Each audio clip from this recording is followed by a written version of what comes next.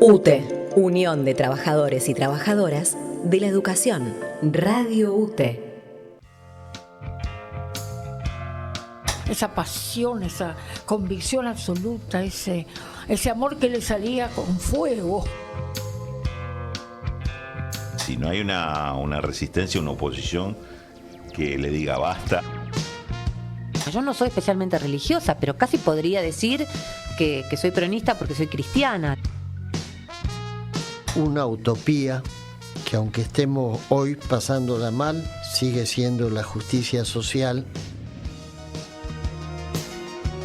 Yo oigo las voces del pueblo que canta mejor que yo. El tiempo que viene es difícil, el tiempo que viene es de lucha. Hay que abrazarse mucho, hay que dejarse de paviar.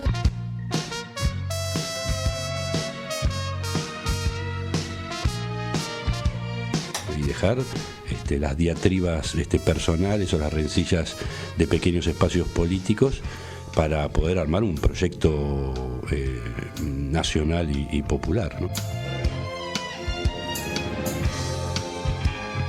Porque nosotros no somos así, no somos eso, no somos así. Nosotros somos argentinos. Referentes de nuestra cultura conversan en la radio de los maestros y las maestras. Aquí comienza Charlas Maestras. Porque además nuestras madres y nuestras abuelas y la memoria de los 30.000 se lo merecen.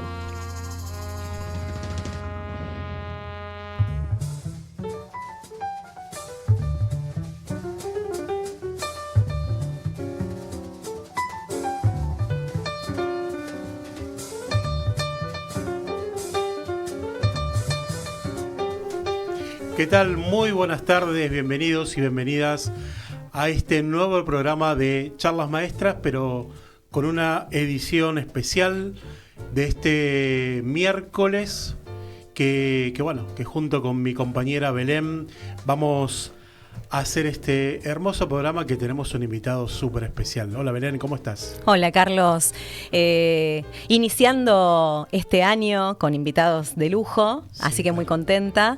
Y si te parece, presento a quienes hacemos Charlas Maestras. ¿Cómo no? En la conducción, Carlos Guerrero; en la producción, Patricia Brañeiro; en la asistencia de producción, Ana Ligia Mastruzo; en la asistencia fotográfica, Temi Sacomano; en la operación técnica, hoy con nosotros, Canu para el pueblo, Claudio Canullán; y quien les habla en la locución, Belén León.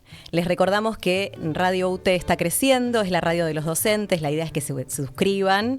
Estamos en YouTube. Estamos en Instagram como Radio UTE. Bien. Y también tenemos un WhatsApp que es el 11 58 15 80 50. Bueno, gracias Belén. La verdad que muy contentos de seguir haciendo Charlas Maestras esta edición 2025 y, como decía al comienzo, con un programa hoy especial con un gran invitado. Él es historiador, para mí un gran divulgador de nuestra historia nacional. Sí. Es profesor egresado del Joaquín B. González. Así es, ¿qué tal? ¿Cómo les va? ¿Qué tal? Felipe Piña, muy buenas tardes. Muy bien, muchas gracias. El profesorado de la ciudad de Buenos Aires, público donde vos estudiaste. También sos director de la revista Caras y Caretas. ¿Cuál? Junto con, que ha sido nuestra amiga María Seoane, tal cual, que formamos la intersindical de Radar de los trabajadores con todos los sindicatos. Las secretarías de cultura de CGT y de CTA, siempre en nuestro corazón María.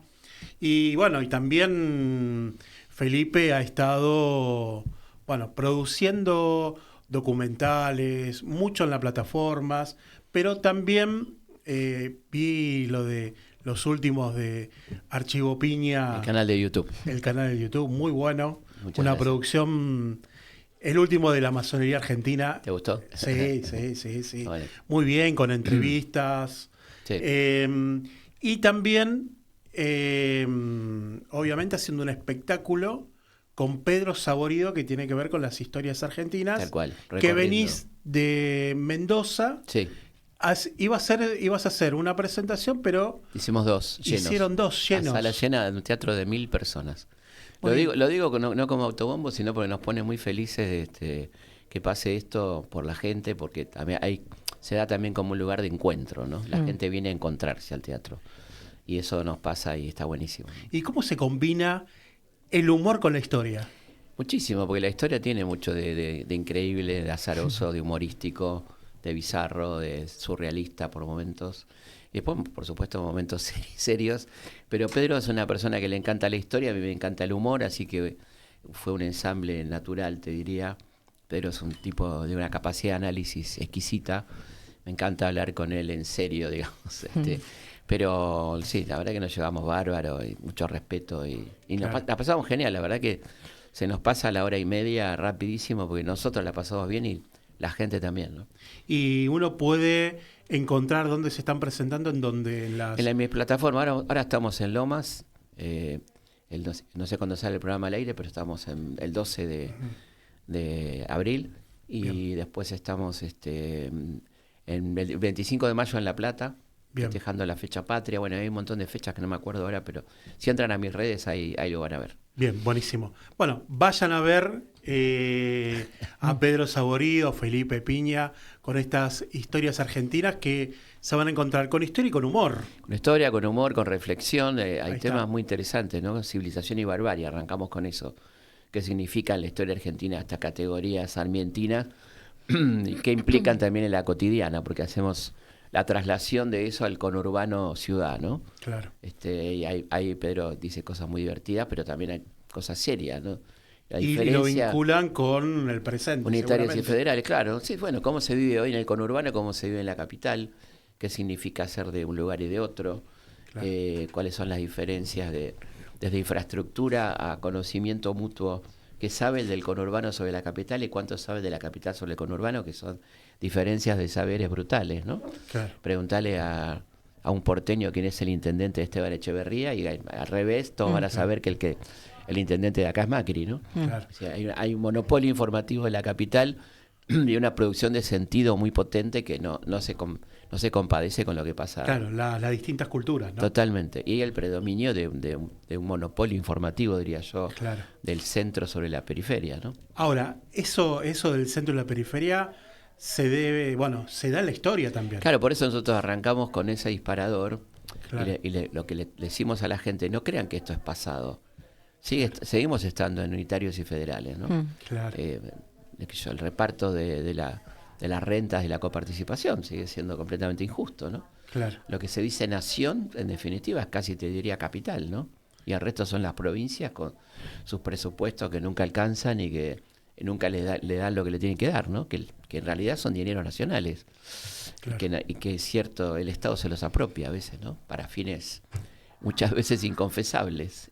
Qué hermoso. Bueno, es para ir a verlos a Felipe y a Pedro. La verdad que es recomendable que vayamos siempre sobre nuestra historia, ¿no? Porque Siempre sobre nuestra historia, bueno, hablamos de peronismo, hablamos de radicalismo, hablamos de los movimientos históricos argentinos, de personas tan interesantes como Sarmiento, como Alberdi, como San Martín, como Güemes, las mujeres en la historia argentina. Así que es un recorrido vertiginoso, en 1 hora y media, depende el día, pero estamos ahí, 1 hora y media más o menos. Espectacular. Bueno, vamos vamos con la entrevista. Yo realmente tengo muchísimos, me hice una lista de cosas para preguntarte, ¿no?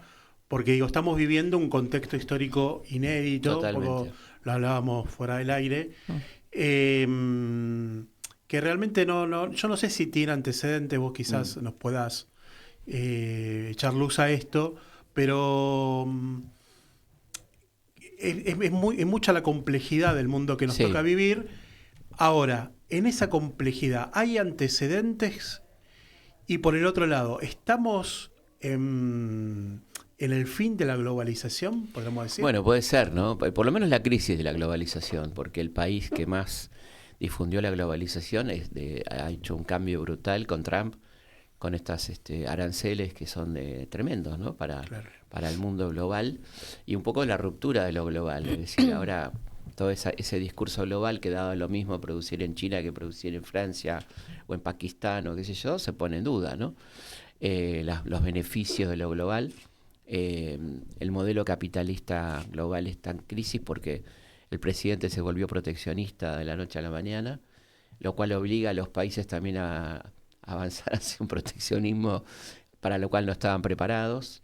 Medidas anticrisis en todos los países, menos en Argentina. Menos en Argentina. Bueno, una locura, ¿no? Y acá, en manos de alguien que evidentemente no tiene ni la capacidad ni la voluntad de sacar el país adelante, sino todo lo contrario, ¿no? Claro, porque hay una respuesta de todos Europa, lados, del mundo, claro, por ejemplo, menos en nuestro país. Muy sencillo. Esto de los aranceles para América Latina son para todos iguales. Mentira que porque Milei es amigo, de hecho no es amigo porque el otro día lo dejó plantado, ¿no?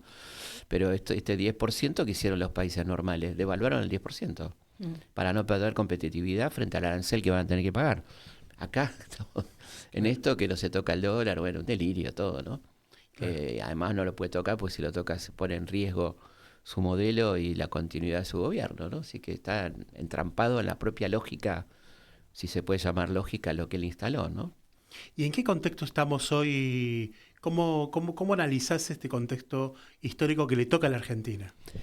Como una distopía. La verdad que a mí me pasa que me despierto cada día como una pesadilla, ¿no? De ver gobernado por gente de tan bajo nivel, tan miserable, ¿no? Que lo único que le importa es su beneficio personal, que no le importa que los chicos se mueran de hambre, que no le importa la educación, la salud, que hacen sus negocios y saben que vienen a hacer negocios y se van, básicamente, ¿no? No sé, es todo horrible lo que uno ve, pero hay antecedentes. Hay antecedentes en las formas y en el contenido, ¿no? Esto se parece mucho al modelo, no digo que esto sea una dictadura porque de hecho no lo es. Claro. Estoy hablando del modelo socioeconómico de la dictadura, es exactamente el mismo, ¿no? La cuestión del congelamiento prácticamente de salario, liberación de precios, una inflación creciente mal medida de una manera bochornosa, porque cualquiera de los que hacemos las compras sabemos que ese 3%, 2 y pico es mentira. Ya en las frutas tenés un 30 en un mes, qué sé yo. Y es un modelo que ya vivimos, de especulación financiera, de fuga de capitales, de precarización laboral al extremo, en un contexto mundial muy complejo, ¿no? Claro. Porque Argentina siempre lo salvaban los commodities, pero ahora los commodities están en baja. Vaca muerta se torna no rentable, porque por abajo de $60 a los tipos no les conviene. Bueno, está muy difícil. Claro, está muy difícil. Muy difícil la situación. Ahora, y está boludeando en Twitter, ¿no? Claro. Digo, este es el tema. Totalmente. Ahora, ¿cómo pensás que se puede leer en perspectiva histórica este momento que vive la Argentina? ¿Cómo pensás a futuro? ¿Cómo se leería? Estaría lindo ya estar superando esto. Me encantaría estar en esa situación, leyendo históricamente este momento que estamos sufriendo. Y a ver, sí, se va a leer como un accidente en la historia, ¿no? Como una cosa que no debió haber ocurrido. Como un desastre que tiene sus explicaciones. Siempre distingo justificación de explicación, ¿no? El nazismo se puede explicar perfectamente, lo que no tiene nada que ver con justificarlo. Claro. Históricamente nos pasamos explicando situaciones horrorosas que no tiene que ver con la justificación. Claro. Yo creo que se explica el voto a Milei por el desgaste de los partidos tradicionales, por la desaparición del radicalismo que se sumó a la ultraderecha, por la traición de cierto peronismo. Bueno, todo eso llevó a la gente a un hartazgo y dijo, bueno, ¿quién es el peor? El que está más fuera del sistema, y lo votó a este tipo, ¿no? Claro. No es un voto amoroso, ni es un voto convencido, es un voto medio fanático también, de ese 40% duro de la derecha argentina, que si vos te fijas siempre existió. A Perón un 40% de la derecha que no lo votó. Claro. Y es el tipo que más votos sacó en la historia argentina, ¿no? Claro. Así que esa derecha orgánica y no orgánica siempre existió en la Argentina. Nos debe sorprender que un 40, un 30 y pico sea de la derecha dura argentina, ¿no? Reaccionaria, antiderechos, odiadora de los sectores populares, que no tiene tanto que ver con la pertenencia, pues eso sería lógico, sino que hay sectores populares que son de derecha. Claro. Han ganado a gente de los sectores populares, ¿no? Sí. Lo cual le da una complejidad a una lectura que yo creo atrasada del progresismo en cuanto a cómo se divide la sociedad, ¿no? O sea, ya las categorías del marxismo clásico o del progresismo, todavía te diría de los 80 del siglo XX, no sirven. Claro. La clase trabajadora como tal no existe. Claro. ¿Entendés? Ya no es eso. Hay un incremento de la logística por encima de la producción. ¿Cuántos laburantes de fábrica tiene Argentina? En ese obrero que nosotros pensábamos en los 70, ¿no? Donde tenías la UOM con 500.000 afiliados. Bueno, hoy no tiene nada que ver con eso, es otra realidad, ¿no? Entonces también el progresismo debería cambiar su discurso y debería ayornarse a las realidades socioeconómicas argentinas actuales, que no son las del 70, ni por asomo, ni las del 90, ni las de principio del 2000. ¿No? Es verdad.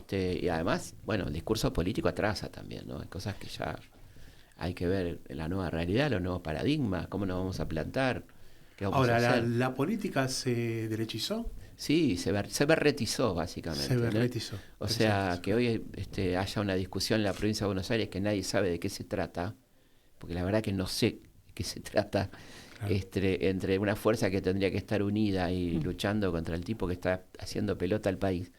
Es increíble, ¿no? Claro. O sea, ahí hablas de una baja calidad política. Es decir, si vos no me podés explicar cuáles son las diferencias y por qué te estás peleando, en definitiva no queda claro, bueno, estamos en problema, ¿no? ¿No hay un clima de época?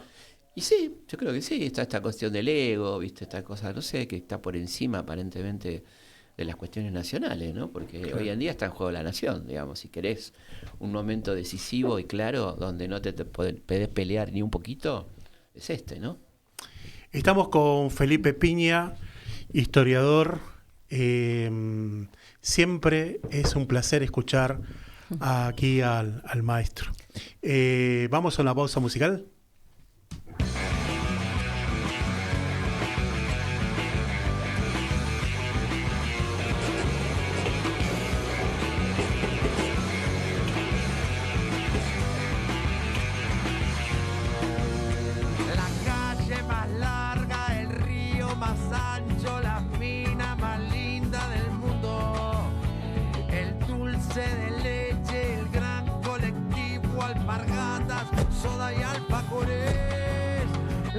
Digitales, los dibujos animados, las jeringas descartables, la virome, la transfusión sanguínea, el 6-0 a Perú y muchas otras cosas más.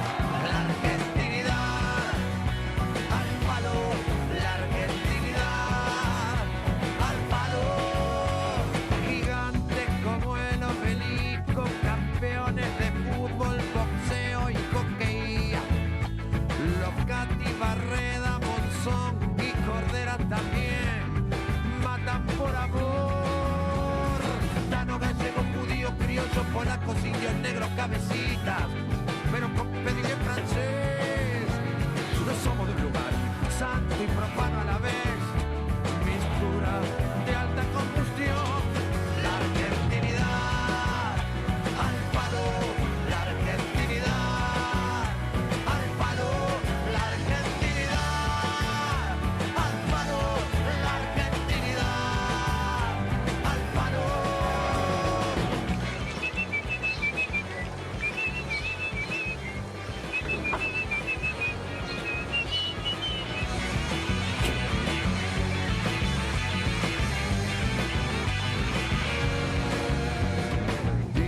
Diseminados y en franca pasión, hoy nos espera el mundo entero. No es para menos la coronación, brota el encanto del suelo argentino.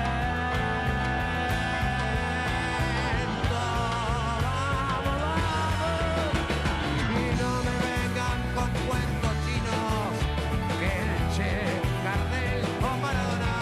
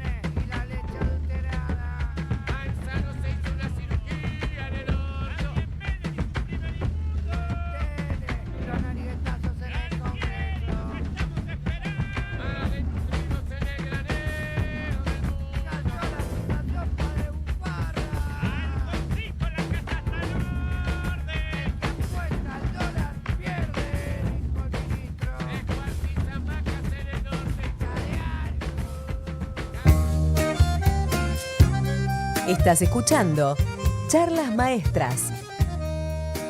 Conversaciones con referentes de la cultura popular en Radio UTE.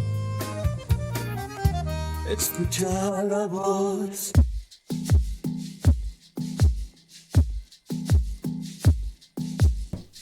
Y seguimos aquí en Charlas Maestras con nuestro invitado Felipe Piña.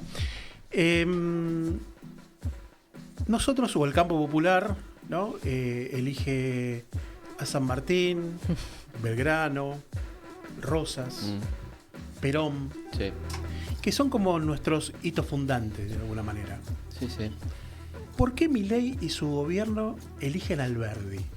Porque no lo conocen, no tienen ni idea de quién es Alberdi, porque suponen que es el liberal, el rompestado, que no, por supuesto, no nada que Pero ver. Alberdi no era... Alberdi era un tipo Claro. absolutamente estatista en el buen sentido, Claro. o sea, el libre juego de las fuerzas del mercado, pero con un Estado regulador Claro. que tiene que ocuparse de sus funciones básicas. De hecho, era un discípulo de Adam Smith, que Adam Smith decía lo mismo, decía, el Estado tiene que ocuparse de la salud, de la educación, la seguridad y la seguridad social. El resto lo puede dejar al juego de la oferta y la demanda, pero el Estado tiene que estar presente en estas cosas y el Estado tiene que decidir para dónde va la economía de un país. Tiene que tener una función rectora, ¿no? De hecho, la Constitución ideada por Alberdi es muy dirigista, Claro. ¿no? Y aparte Alberdi es un tipo crítico de los liberales argentinos, es un tipo crítico de la toma de deuda para hacer negocios. De hecho, en el espectáculo leemos un par de textos de Alberdi tremendos. Se opuso a la guerra del Paraguay. Es un tipo que tiene distintos momentos, que en su última etapa cambia radicalmente su posición, no porque le convenga, todo lo contrario, porque su cambio de posición lo deja como un paria en París, ¿no? Sin laburo, echado por el servicio diplomático de Mitre. Un tipo muy interesante. Yo creo que alguien le vendió que el paradigma liberal es Alberdi, que por lo tanto hay que tenerlo a Alberdi y a Roca, que a Roca lo quieren básicamente por la campaña del desierto, pero ignoran que Roca fue el de la ley 1420, ¿no? Claro. Entonces es un recorte berreta de la historia. Aparte, si le preguntás, creo que el tipo no te sabe decir nada de ninguno de Claro, ellos. porque viste que el macrismo puso a Sarmiento, Sí. ¿no? Sí, que no está mal. No, está bien, pero bueno. Pero Milei pone a Alberdi, bueno, viste que el Puso a libro- Menem como el único Claro. referente de la democracia, no le puso a Alfonsín, qué sé yo, ¿no? Por ejemplo. Cosas que son de salón, digamos, salón, claro. no te cuesta nada, ¿no? El padre de la democracia, el tipo que recupera la democracia. Sí, aparte torpes, digo yo, sacar el salón de las mujeres, ¿viste? Son todos actos de provocación porque ellos la verdad que de historia no saben nada. Hablás con cualquiera de ellos, no tienen la menor idea, ¿no? Claro. Por ahí un poquito más, Venegas Lynch, ponele que sepa un poco más, pero el resto no tiene idea. Claro, Son aparte como le- eslogan, se la manejan con eslogan, entonces. Y Roca mató indio y debe ser bueno, ¿no? La regaló toda la Patagonia a los estancieros. Pero bueno, hay otro Roca sumamente interesante, ¿no? Del que ellos no hablan, ¿no? Pero viste que Alberdi saca el libro de bases, Sí. que él también toma el nombre Sí, para su ley. que no lo leyó. Que no lo El leyó, libro claro. Bases dice al principio... Que son ideas. Sí, ideas para la Constitución, y el Claro. tipo dice que la libertad sin equidad no es libertad, porque eso implicaría el predominio de un sector social sobre otro. Mira lo que dice Alberto Claro. en la base. O Claro. sea, la libertad para que te exploten no es libertad.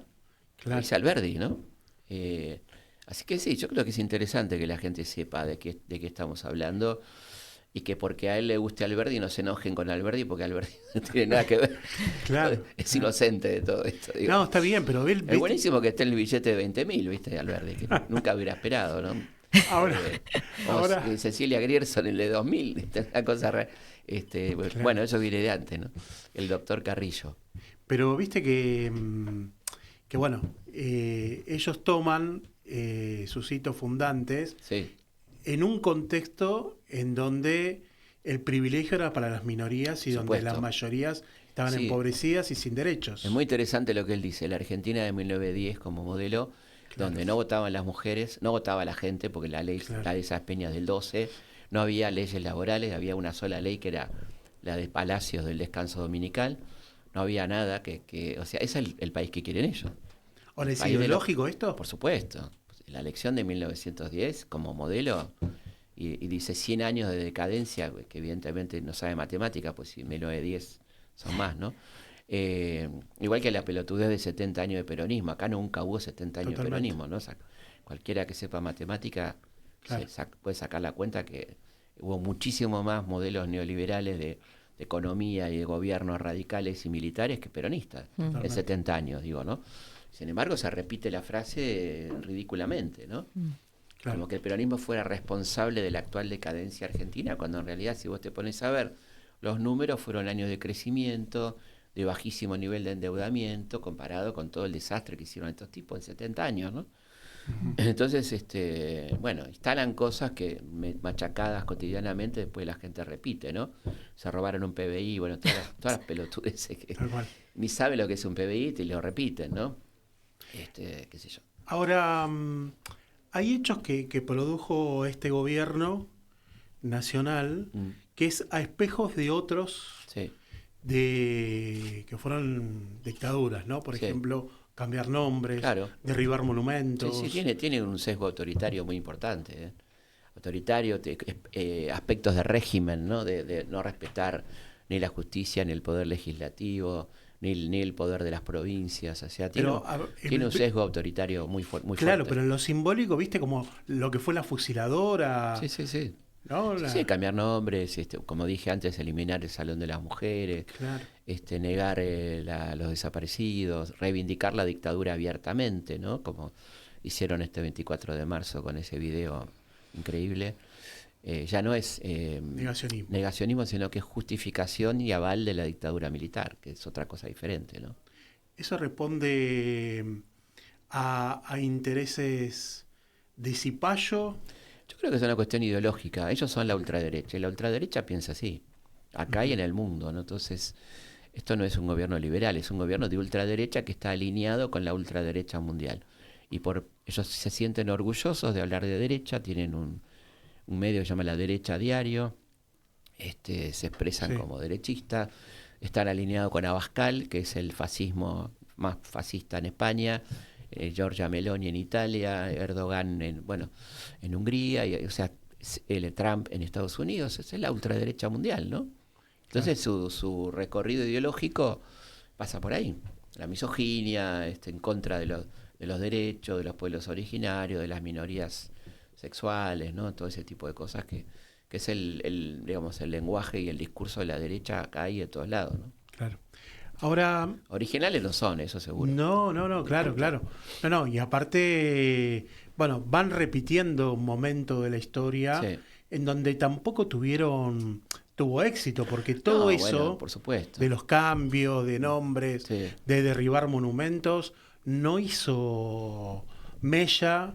Y fíjate el caso de Osvaldo Bayer, ¿no? Ese querido amigo mío de toda la vida. Derribaron el monumento, le salió todo mal. Claro. O sea, estuvimos 10 días hablando de Osvaldo Bayer, que hacía mucho que no hablábamos de Osvaldo Bayer. Claro. O sea, la gente volvió a leer los libros. A mí me pasó que publiqué la noticia y empezó a llegar gente que no lo conocía. ¿Qué puedo leer? ¿Entendés? Claro. O sea, le salió el tiro por la culata. La censura y ese tipo de cosas salen mal. Claro.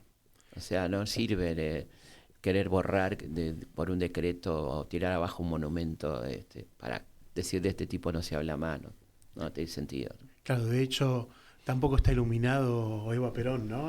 Sí, eso también me parece que se podría haber hecho algo ingenioso de nuestro lado de hacer cómo iluminarlo, ¿no? Claro. Alquilar un departamento, inventar algo. Claro, el ingenio popular, ¿no? Sí, claro. Sí. Bueno, fíjate la locura de querer tirar abajo un edificio para que no esté Evita, ¿no? O sea, es eso. Ellos creen que sacando lo simbólico van a lograr terminar con algo. Fíjate que le fue muy mal, porque después de 18 años de proscripciones, de persecuciones, de tortura, de fusilamiento, la gente volvió a ser peronista. Demostró que seguía siendo peronista. Y derribando un mito ridículo del gorilismo que la gente peronista por el choripán y la sidra, ¿no? Totalmente. O sea, ¿qué le dio el peronismo a esa gente en 18 años? Nada. Ser peronista era ir en cana, que te caguen a palo, quedarte sin laburo. Y la gente sigue siendo peronista. Evidentemente no era por el choripán, ¿no? Totalmente. Ahora, vos hablás del peronismo es interesante lo que planteas, ¿no? Porque muchos países de nuestra América ven hasta con admiración lo que se produce o lo que se genera en Argentina en términos políticos con respecto al peronismo y con un montón de hechos que fueron muy importantes en la historia de nuestro país. Que siguen, ¿no? por eso, el otro día estuvo un colega de Francia, historiador, y lo llevé a recorrer Buenos Aires y le mostré los hoteles sindicales. El tipo me dice, esto no existe, no hay como un hotel sindical. ¿Viste? El hotel 8 de octubre, 17 de octubre, de tal sindicato, la clínica. Claro. Eso es impresionante, claro. ¿no? Y eso no existe en el mundo. Claro. No hay en el mundo un arraigo tan potente del movimiento obrero plasmado en obras, como claro. este edificio en el que estábamos. Eso es rarísimo en el mundo capitalista, digamos, ¿no? Claro. Eso es muy nuestro. Ahora... Y nosotros lo tomamos casi naturalmente, ¿no? Me fui a Mar del Plata al hotel sindical. El tipo me decía, esto no hay allá, no. Mirá que son recontrapoderosos los sindicatos europeos, ¿no? Ahora, eso, bueno, hablamos del movimiento obrero, las luchas que han tenido el movimiento obrero, ¿no? Muy desconocidas por la academia en general. Viste, hay como un recorte. Yo estoy trabajando en un libro sobre la dictadura que se cumplen 50 años el año que viene. El relato pseudo académico, hasta periodístico, te diría que hay un recorte de clase en donde la vanguardia de la lucha contra la dictadura la tuvieron solamente los organismos, que era básicamente gente de clase media, ¿no? Claro. No estoy para nada, que nadie piense con una boludez de que estoy minimizando. No, está claro. Pero falta el relato de la lucha heroica del movimiento obrero, que tuvo muchos mártires y que hicieron más de 200 acciones entre el 76 y el 78. Trabajo a tristeza, huelgas, paros en fábrica, desaparición de comisiones internas enteras, y que fueron haciéndole mucha mella hasta el primer paro nacional del 79 con Ubaldini y la CGT Brasil, ¿no? Esa historia está poco contada, porque en el relato oficial admitido, en algún punto, está solamente la lucha de los derechos humanos, que era más bien un movimiento de clase media, ¿no? Y para nada lo estoy minimizando. Digo, deben estar contadas las dos heroicas historias, porque sin las madres seguramente hubiera sido mucho más difícil combatir la dictadura, ¿no? Por supuesto, no hace falta que lo diga, pero si alguien se marea, quiero decir que lo que estoy diciendo es lo que falta, no lo que ni una crítica a que se cuente esa historia, al contrario, se debe contar, y más todavía, ¿no?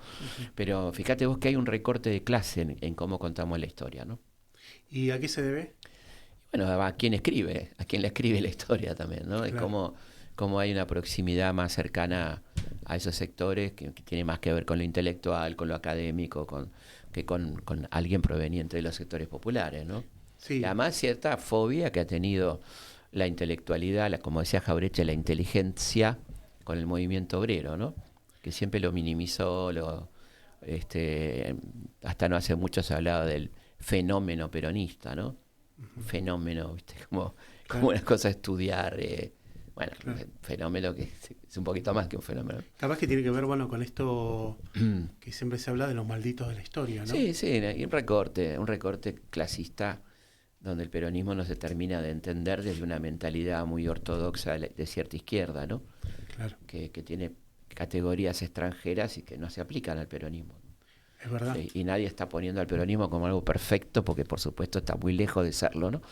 Estoy diciendo que es un movimiento muy interesante, con aristas novedosas, como bien decías vos, que no se replican en otros países de América Latina, y que merecen el uso de categorías propias. Es decir, la izquierda y la derecha no le sirve mucho al peronismo para definirlo, en términos clásicos, ¿no? Cuando Perón era anticomunista en el 45, era lógico, porque el Partido Comunista estaba asociado con los Estados Unidos en la Unión Democrática, con la embajada norteamericana. Eso era el comunismo del 45, ¿no? ¿Cómo no vas a ser anticomunista en ese momento? Quiero decir, el comunismo que venía de Rusia, que era un horror, de la dictadura de Stalin, o lo que habían hecho en la guerra civil, qué sé yo, española, ¿no? Entonces, ojo con esos términos de anticomunista, y por lo tanto es fascista, ¿no? Porque acá nos vamos de mambo enseguida, ¿no? Sí, nos encanta las etiquetas, ¿no? Entonces es un fenómeno tan complejo que no admite definiciones fáciles, que no admite perdones fáciles, que hay que ponerlo en jaque y en duda para entenderlo, que hay que animarse a cuestionar la figura de Perón en determinados momentos, por supuesto, como tiene que ser. errores gravísimos. Bueno, todo eso es el peronismo, es un quilombo. Y por eso es tan interesante. Siempre decimos... Por eso es bien argentino. Claro, por eso, ¿por qué es tan fascinante? Claro. Porque es gigantesco, es complejo, contradictorio, te enoja, te alegra, bueno, todo eso. Te hace feliz. Todo eso es. Todo eso junto. Todo eso junto. Eso es algo que para un tipo que viene con la ciencia dura y categorías muy estrictas no le cierra, no puede entenderlo nunca, ¿no? Claro. Como siempre dice Pedro, explicarle el peronismo a los uruguayos, ¿viste? Que lo cuenta en su libro. Es muy difícil. Claro, imagínate los europeos o los norteamericanos. Claro. Bueno, por eso hay tanto gringo estudiando historia del peronismo y tanto libro de norteamericanos sobre el peronismo, ¿no? Maravilloso. Estamos con Felipe Piña, vamos a la música. Cuando no recordamos lo que nos pasa, nos puede suceder la misma cosa. Son esas mismas cosas que nos marginan, nos matan la memoria, nos queman las ideas, nos quitan las palabras. Si la historia la escriben los que ganan, eso quiere decir que hay otra historia, la verdadera historia. Quien quiera oír, que oiga. Nos queman las palabras, nos silencian y la voz de la gente se oirá siempre. Inútil es matar, la muerte prueba que la vida existe. Cuando no recordamos lo que nos pasa, nos puede suceder la misma cosa. Son esas mismas cosas que nos marginan, nos matan la memoria, nos queman las ideas, nos quitan las palabras. Si la historia la escriben los que ganan, eso quiere decir que hay otra historia, la verdadera historia. Quien quiera oír, que oiga. Nos queman las palabras, nos silencian y la voz de la gente se oirá siempre. Inútil es matar, la muerte prueba que la vida existe. Si la historia la escriben los que ganan, eso quiere decir que hay otra historia, la verdadera historia. Quien quiera oír, que oiga.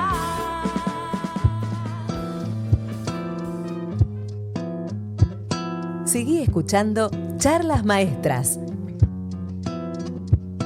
un espacio de reflexión en Radio UTE.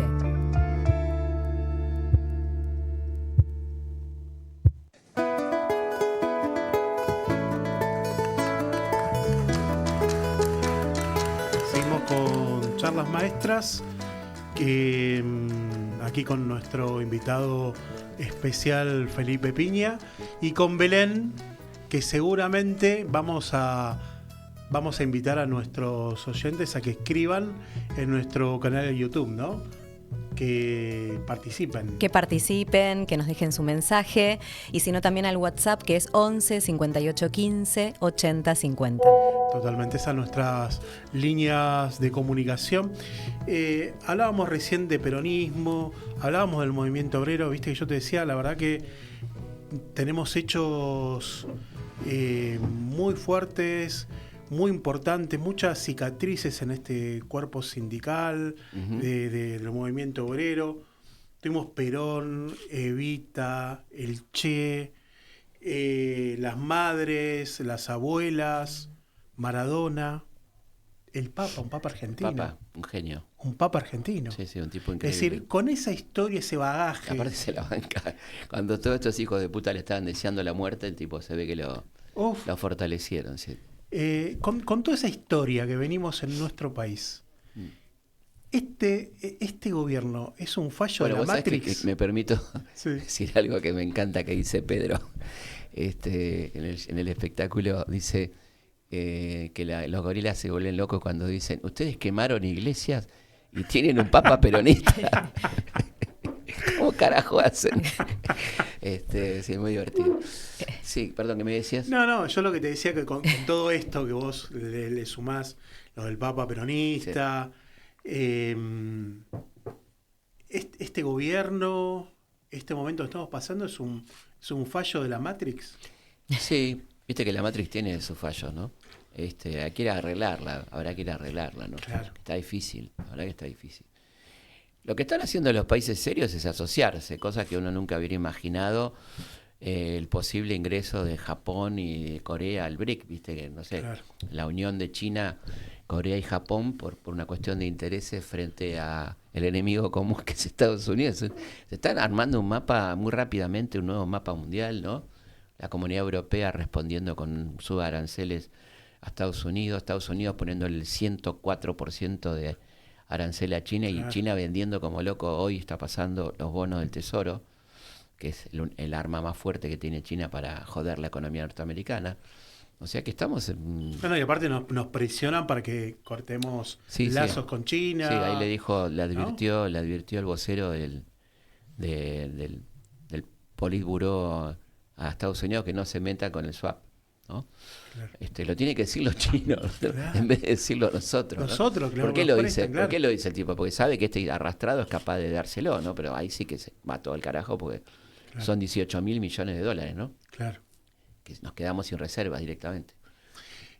Felipe, hay un tema que es importante porque me parece que tiene un consenso nacional de mayoría muy importante, que es la causa Malvinas. ¿No? Sí. Vos sos un estudioso, tenés en la plataforma, la recomiendo que vayan al YouTube y al canal de YouTube de Felipe, porque tiene un trabajo hermoso con respecto a la historia de Malvinas, cuando pasa por España, estuviste ahí, sí, pasa por España, después por los ingleses, hablas de la guerra y estuviste ahí, sí, en presencia viendo los lugares.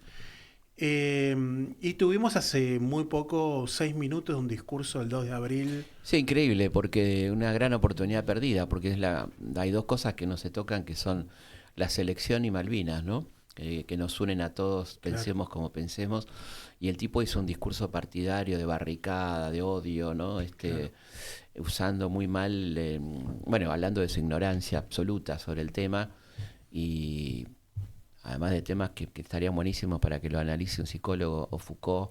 El mejor voto es el voto con los pies, ¿no? Tiene implicancias psicoanalíticas. Sí, claro. Pero bueno, él lanzó muy imprudentemente el tema de la autodeterminación, cosa que Naciones Unidas no acepta, porque sabe que los Kelpers son población implantada, no son población originaria o autóctona, con lo cual no corresponde. De hecho, no aceptó nunca Naciones Unidas como válido el argumento inglés de la autodeterminación, y va y les pone este argumento, ¿no? Así que lamentable, pero sobre todo demostrando una supina ignorancia, ¿no? Sobre un tema. Si vas a hablar de Malvinas, por lo menos... No sé qué. ¿Es solamente ignorancia? Es ignorancia y cipallismo, ¿no? Por supuesto, sí. Claro. Él es admirador de la Thatcher y del modelo inglés colonial, o sea que la causa Malvinas le debe molestar mucho. Tener que hablar de Malvinas le debe molestar muchísimo. Seguramente. Y se le nota mucho también, ¿no? Pero no descarto la ignorancia, ¿eh? No perdono la ignorancia en un jefe de Estado que por lo menos si va a hacer un discurso de Malvinas, que encima se lo escriben y se lo escribe mal, que lea 2 líneas, no sé de qué está hablando, sí, ¿no? Claro. Tiene la menor idea de lo que está hablando. En tu documental resaltás un personaje que a mí me apasionó en tu relato, que es el Gaucho Rivero. El Gaucho Rivero es el que recupera las Malvinas en el 33, terminando con esa ocupación, con una estancia que habían dejado los ingleses, que explotaba los peores. Era un gaucho entrerriano y junto con otros argentinos que estaban en Malvinas, los matan a todos estos y vuelve a flamear el pabellón argentino en Malvinas por unos meses, pero claro, como no tenían cómo comunicarse, y además había hecho un hecho muy desgraciado, era que a causa de la deuda, mirá vos qué impresionante, ¿no? A causa del pago de la deuda de la Baring, que Dorrego correctamente suspende, Lavalle, que era del palo de esta gente, liberal, unitario, vuelve al pago de la deuda y cancela parte de las cuotas atrasadas con nuestra Armada Nacional. Nos quedamos sin barcos. que hubieran servido, estamos hablando del año 29, Claro. hubieran servido para recuperar o por lo menos hacer algo con Malvinas. Pero claro, estaban cortadas las comunicaciones. Fíjate vos cómo la deuda tiene consecuencias históricas, ¿no? Y al poco tiempo, a los 4 o 5 meses, son recuperadas por los ingleses y Rivero es, junto a sus compañeros, enviado a Londres, enjuiciado, declarado inocente, cosa increíble, y devuelto a nuestro país, donde dicen, no hay pruebas concretas, pero dicen que murió en el combate de la Vuelta Obligado, ¿no? Claro. Es decir, un personaje interesante. Totalmente. Bueno, de hecho, cuando se toma Malvinas, en el 82, el primer nombre que le ponen es Puerto Rivero, No. antes de Puerto Argentino. Pero salta a la Academia de la Historia, en ese momento mucho más reaccionaria que ahora, a decir cómo le van a poner el nombre de un gaucho delincuente, asesino, qué sé yo. Y entonces ahí le pusieron Puerto Argentino. Pero el primer nombre de Puerto Stanley, después de la ocupación argentina, fue Puerto Rivero. ¿Cómo fue tu experiencia en el suelo de Malvinas? Y muy impresionante, todo el tiempo estábamos en permanente estado de sensibilidad extrema, ¿no? De estar pisando en territorio nuestro, pero además las huellas de la guerra, ¿no? Las trincheras, te encontrás por todos lados, vainas de fusiles, restos del combate, de las trincheras con zapatillas flecha, lo cual habla, imagínate, zapatillas flecha con esa temperatura. Sí, pues ya recordemos que la guerra empieza en otoño, ¿no? Claro. Y llega casi hasta el invierno. Sí, temperaturas de 8, 10 bajo cero, con la turba, que es tremendo, es un suelo muy frío. Así que sí, era muy conmovedor y muy interesante estar ahí. Y en la época que yo fui, que ya hace mucho, 2006, estaban todas las placas de soldado argentino solo conocido por Dios, que ahora, gracias al gran laburo del equipo de antropología forense y la Cruz Roja, están identificados casi todos los muertos, ¿no? Cada uno tiene su nombre en ese cementerio de Darwin, que es muy impresionante, ¿no? Bueno, Felipe, la verdad que da para hablar. Bueno, podemos volver. Sí, Bueno. sí. Da para hablar mucho de nuestra historia, porque bueno, es muy rica, la verdad. Sí, que la historia hermosa.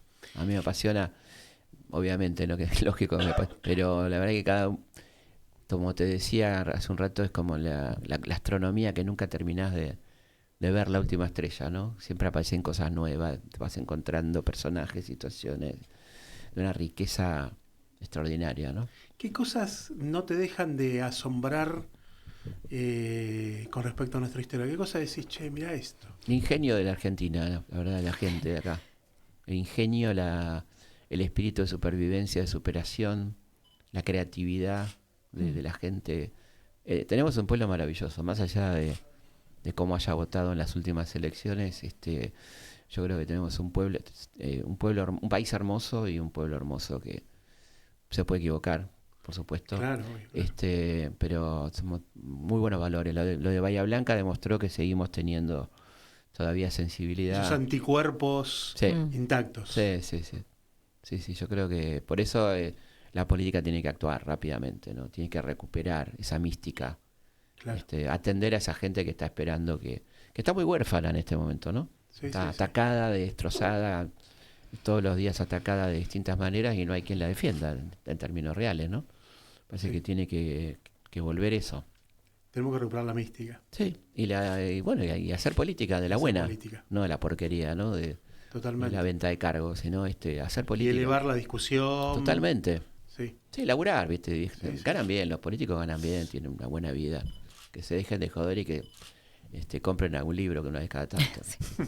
Hablando de libros, bueno, estás por presentar un libro. Sí, mi primera novela, estoy muy feliz, se llama Conspiración en Londres, y habla de una situación real, que fue cuando fueron Rivadavia y Belgrano, enemigos íntimos que solamente los une una misión especial que les encomiendan, y llegados a Londres les ofrecen coronar un príncipe español que se llama Francisco de Paula, y todos los avatares que se suceden ahí, con espías, con Napoleón, con Josefina, con algunas mujeres muy interesantes que aparecen. Bueno, una trama que me encantó, me pareció que era una novela en sí misma, que no hacía falta agregarle mucho, pero bueno, por supuesto sí, le agregué bastante literatura a esta historia increíble. Bueno, ¿y lo presentás cuándo y con quiénes? El 3 de mayo en la Feria del Libro, con dos personas muy distintas, pero que me parecen muy interesantes ambos. Hugo Alconadamón, por un lado, y Pedro Saborido, por otro. Ambos les gustó mucho, por suerte. porque si no era difícil. ¿Es en una sala? Es en la sala José Hernández, la más grande, así que no me dejen solo, como diría Bernardo. Bien. Una sala muy grande, muy linda, pues ahí después me quedo firmando libros, como siempre, charlando con la gente. Para mí la feria es hermosa porque te encontrás con tus lectores de todo el país. Claro. ¿Viste? Es un momento ecuménico. Sí, claro. Sí, es muy lindo, es muy lindo. Y además tengo una cosa muy linda que son mis lectores infantiles y mis visitas a escuelas. Yo voy a muchas escuelas de todo tipo y es hermoso hablar con los pibes, ¿no? Claro. Porque yo no voy a dar charlas. Y muy necesario. Yo voy a responder preguntas, ¿no? Entonces, los chicos trabajan con la maestra, con el maestro, una batería de preguntas que ellos tienen, y yo voy y hacemos un diálogo re lindo. La verdad que son geniales los pibes, ya sabemos, ¿no? Vos sabés que nosotros en el 2024 cerrábamos con una pregunta que la verdad que para nosotros es muy importante, más que nada por el valor que tiene en nuestro pueblo la educación pública. ¿Por qué defendés vos la educación pública? Por una cuestión de egoísmo, te diría. Porque cómo no defenderla, ¿no? Por lo mejor que nos puede pasar, la educación pública, ¿no? Es la garantía de una equidad, de una posibilidad de equidad, del desarrollo social de la gente, de la superación, el acceso a algo que es una tradición argentina, porque no en todo el mundo hay educación pública y gratuita, y sobre todo la universitaria de calidad que tenemos nosotros, ¿no? Que hace que venga tanta gente a estudiar acá. Eso ya casi en el mundo prácticamente no existe, ¿no? Aún universidades públicas que tienen la mayoría de las cátedras rentadas, cuando tenés que pagar por cursos. Claro. Así que yo creo que la UNAM y las universidades argentinas son de las pocas que quedan con ese nivel de calidad y gratuidad, ¿no? Digo, la de México. Por lo tanto hay que defenderla, por supuesto, de todo ataque, ¿no? Y además te das cuenta que es rapiña, porque sacar de ahí para volcar esto al mercado financiero, no es que el dinero que ellos decían de auditar, porque es gracioso porque la universidad hay que auditarla, pero los hermanos Milei no se los puede auditar, ¿no? Entonces, bueno, es una rapiña que no vamos a permitir bajo ningún punto de vista, ¿no? Y en este sentido, ahí tenés una causa nacional también, ¿no? Sí, la tercera. La educación pública, ¿no? La universidad pública no se toca, ¿no? Sí. Me parece que es un gran valor. Tenemos 5 premios Nobel, todos egresados de la universidad pública, cosa que no tiene América Latina. Claro. Bueno, tenemos una calidad de producción artística única, excelentes actores, excelentes músicos, un cine maravilloso, un teatro que asombra, ¿no? Cuando vos viajás por el mundo y decís, Buenos Aires tiene 400 salas de teatro, no hay otro lugar y todas con actividad, ¿no? Claro. Y cada vez más, porque como bajó tanto la producción cinematográfica, hay mucha gente que se está volcando al teatro, artistas plásticos, bueno, qué sé yo, somos una potencia cultural, ¿no? Y hay que defender eso, ¿no? Y por eso es el ataque del gobierno a la educación. Sí, a ellos les molesta cultura. la educación, les molesta la cultura, les molesta todo lo que tenga que ver con la expresión artística que no entienden y rechazan, por lo tanto, ¿no? El fascismo siempre se llevó muy mal con la literatura, con el arte, ¿no? De hecho, no desarrollaron un movimiento propio. El arte fascista es muy berreta, qué sé yo. La literatura fascista es de bajísimo nivel, ¿no? Entonces, detestan. Tiene una estética... Sí, de mierda. Sí, ¿no? muy básico, muy... Sí, muy sí, vas a Roma y ves el Eur, viste, que es la arquitectura fascista, es un espanto, ¿no? Claro. En una ciudad tan hermosa como Roma desentona el barrio fascista que hizo Mussolini. Claro. Así que sí, son eso. Son la herencia de un modelo enemigo de todo lo que tenga que ver con la expresión, ¿no? El famoso encuentro Miguel Unamuno Millán de Astray, ¿no? Cuando dijo viva la muerte, muera la inteligencia, dijo el tipo, ¿no? Le dijo a Miguel Unamuno, ¿no? Claro. Es impresionante. Ahí tenés la síntesis, ¿no? Claro, ahí está la síntesis. Bueno, Felipe, yo agradecerte, todos agradecerte la presencia, que estés en Charlas Maestras, seguramente. Me causa gracia porque se va llenando, ¿viste? Se va llenando, voy viendo se va gente llenando que va apareciendo. el estudio. La verdad que agradecerte. Bueno, aparte me trae recuerdos de mi época de delegado sindical de Suteba, Matanza. Ah, muy bien. Sí, yo sí. muy Sí, bien, yo muy tuve bien. toda Ahí está, con Mari Sánchez. Con Mari. Sí, la lista celeste y claro. la Marcha Blanca. La Marcha Blanca. Yo era docente en la zona oeste, en Matanza y Morón. ¿En dónde trabajabas? Yo trabajaba en Morón, en escuela privada, en la escuela Modelo y en la escuela José Manuel Estrada. Y después daba charlas para compañeros en escuelas de ramos de historia. Fue mi primera experiencia así de dar cursos para compañeros, fueron con su TEBA. Qué bueno. Sí. Es decir, que tu historia también está ligado al sindicalismo docente. Mucho cariño, épocas muy duras, ¿no? Claro, sí. Me imagino. Sí. Así que sí, mucho cariño por todo. Bueno, y aparte con Mari, que ha sido Mari fue una gran dirigente. Increíble, ¿no? Increíble. Un tanque, realmente. Sí. Bueno, agradecerte la presencia, agradecerte tu tiempo, pero principalmente agradecerte por esto que transmitís, la pasión. Sí. Esa pasión que vos transmitís es lo que nosotros realmente nos llena de fuerzas para seguir entendiendo nuestra historia, para también comprender el presente, ¿no? Sí, yo creo que es linda la definición de Brodel, que era un historiador francés, que decía: la historia sirve para conocer el pasado, mejorar el presente y planificar el futuro, ¿no? Me parece una muy buena definición. Totalmente. Sí.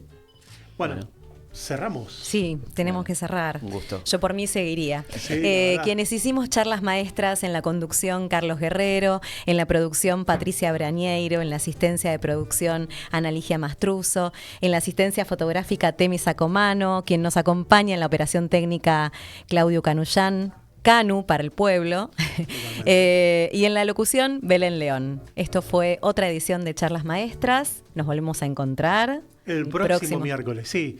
Y siempre atentos, siempre mirando y comprendiendo, aprovechando que está Felipe en nuestra historia, ¿no? Sí. Para no cometer los mismos errores. Así que... O intentarlo al menos. O intentarlo. Exactamente. Bueno, un abrazo enorme. Gracias.